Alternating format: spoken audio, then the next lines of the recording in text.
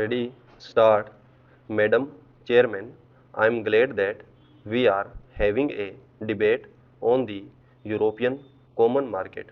I wish that it had taken place earlier had Parliament been in session when the Minister of Aviation of the UK visited Delhi.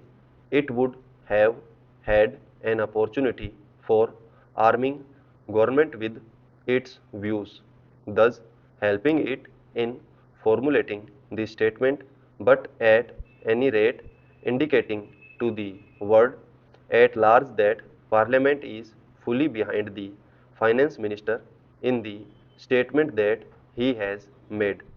The statement that has been made by the Finance Minister is admirable both in content and in tone.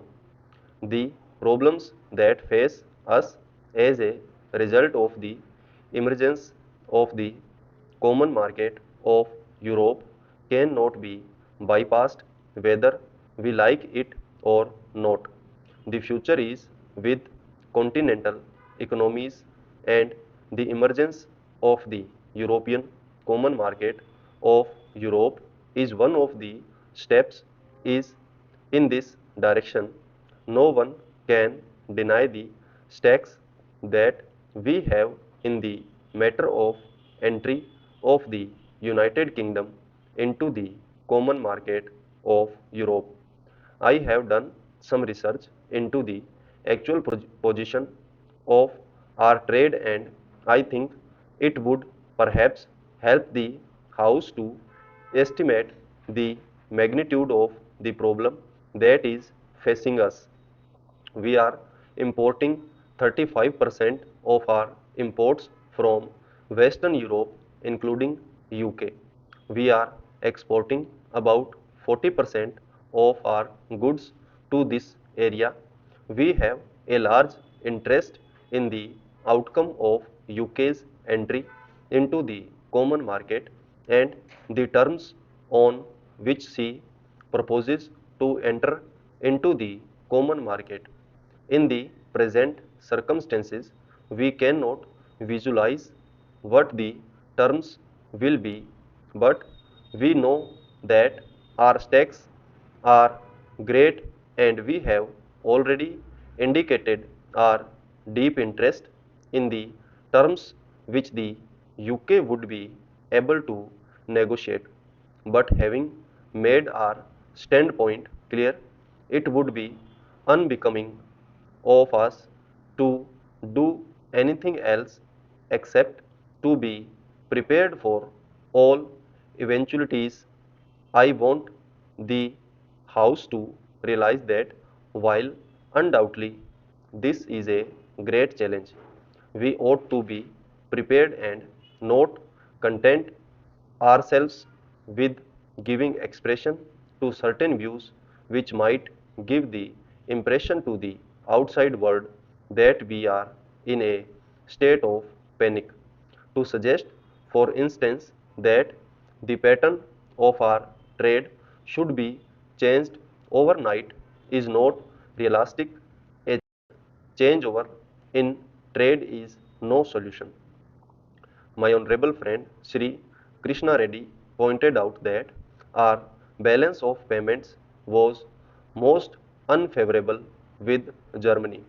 I know that it has been unfavorable, and while partly with this is due to Germany imposing very high tariffs, let us realize that we have had to depend for aid and capital from the developed countries, notably Germany, and as such, our balance of payments is bound to be unfavorable. It has been recommended by my friend that we ought to think of the pattern of trade being changed so that the Eastern European countries might be our main customers. Before us, the advantages of rupee credit and rupee payments are dangled. I only want to sound a note of caution. While it is true that from the point of view of our immediate difficulties, rupee payments offer a solution in the sense of imports not being a current draft on our foreign exchange resources. We ought not to suffer from the delusion that we are getting something for nothing, nor can we think that these rupee payments which are made may not work to our disadvantage.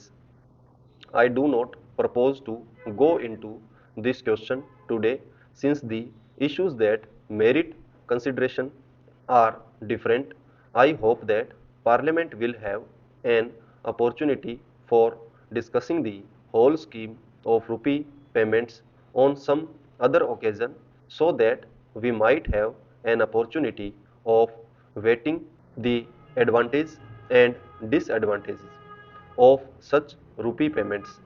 No one for a moment objects to diversified pattern of trade, a structure of trade which is not dependent on any particular grouping of nations.